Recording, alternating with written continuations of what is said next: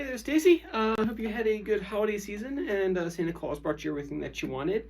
I got your text this morning, obviously, about fire and rain, and went ahead and started looking at that. The intro part, probably wait till next week. I want to do a couple technique things first before I give that to you. I'm going to talk about one of them today, but then today also we're going to talk about the verse and the chorus, because that's not quite as big of a deal as the other parts. So the first thing that I want to go over today is some of the technique used that he uses, excuse me, in the beginning of the tune, which is a slide. I'm not sure if you've done too many slides in here. What you do, basically, you take your middle finger right here, right, and you place it on the second fret. We'll just do this on the second fret of the third string. So right here, take your middle finger just like that, and then what you're gonna do is you're gonna hit that note, and then what you're gonna do is you're just gonna simply move up to the fourth fret. So you can kind of just practice that back and forth a few times without hitting the string.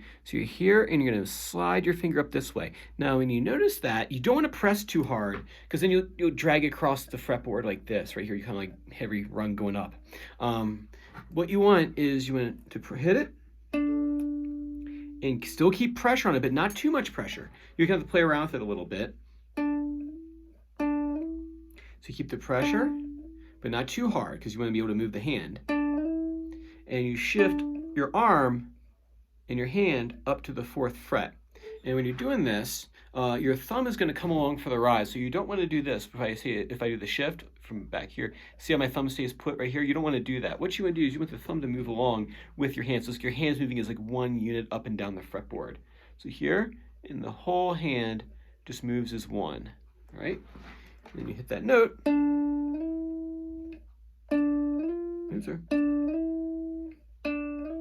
You want to make sure that you get right to the right side of center on the fret. If you don't, it gets kind of buzzy there. It gets kind of pitchy. You don't overshoot it either.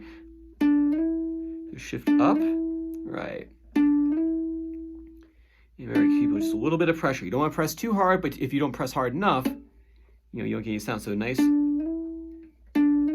easy amount of pressure. What you can do, I guess maybe to gauge how much pressure to apply, is you can kind of hit the string, just rest your finger on the string, and kind of hit the string, and then slowly apply pressure to the finger.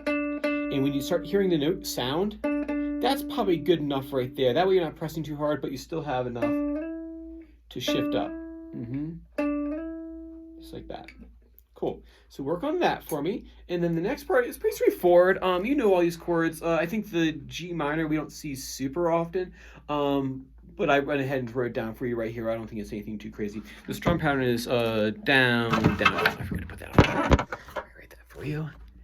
Down, down, down, up. He's doing like the island strum in there. We'll talk about that next time. We'll take a look at his strumming technique. He's doing it with the index finger down like this, or yeah, I think he's doing down with his index finger, doing a lot of brush strokes here. We'll talk about that next time when you're in person or online, whichever it happens to be. So progression, I'll go ahead and play the verse for you right here. So you have C, G minor, F, C. And go down to the next line, C, G, and B flat twice. You're gonna repeat all of that. G minor, F, C. Whenever he gets those C's, the F to C, he kind of does a little like, he kind of anticipates the chord by getting there a little bit earlier. I'll work on that timing next time. Just this week, worry about keeping the chord changes steady, the harmonic progression steady. Or should I say harmonic rhythm. So back to the second time through. C, G minor. And now next C, G, B flat twice. Now that G to B flat, that's a spot you'll want to practice because you're going from a non-bar chord, you're going from a G chord into a bar chord.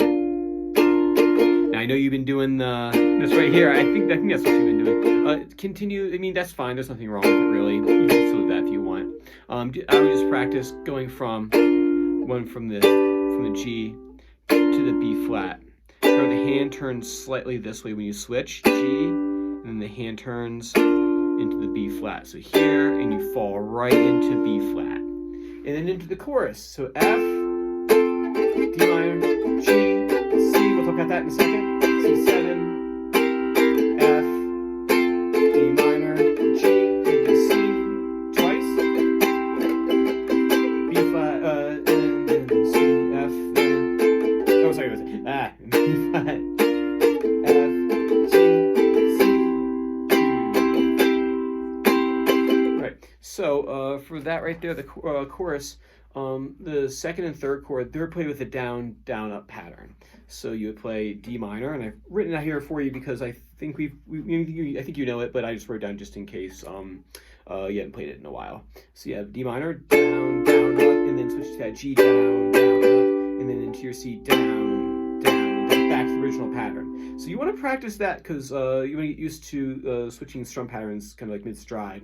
So you go down, down, up, and then back into down, down, down, up. So I would practice first separate, down, down, up, right, doing a couple of those, and then down, down, down, up, down, down, down, up, and then the other pattern, the one I've written up at the top, down, down, down, up, down, down, up, down, down, down. And just get used to switching back and forth between those two. Like I said, sometimes switching a strum pattern in the middle of a chord progression can be kind of tricky, so I would kind of practice that spot. Same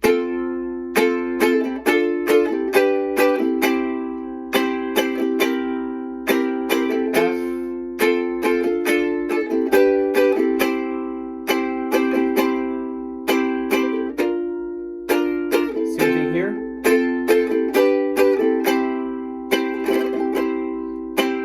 Right, so the things I would practice in this are transitioning from, first the sliding drill. We can talk more about that with the pentatonic scale next time too. There are also hammer-ons, we need to talk about that as well. And then the open chord to the bar chord extra part of the song, and then lastly the strum pattern, switching between the standard down, down, down, up into down, down, up, because that can be kind of tricky too. So those three things are what I would focus on this week. And with that being said, that's what I have for you today. You have any questions, shoot it back to me. I'd be more than happy to answer, and we will go from there for next time.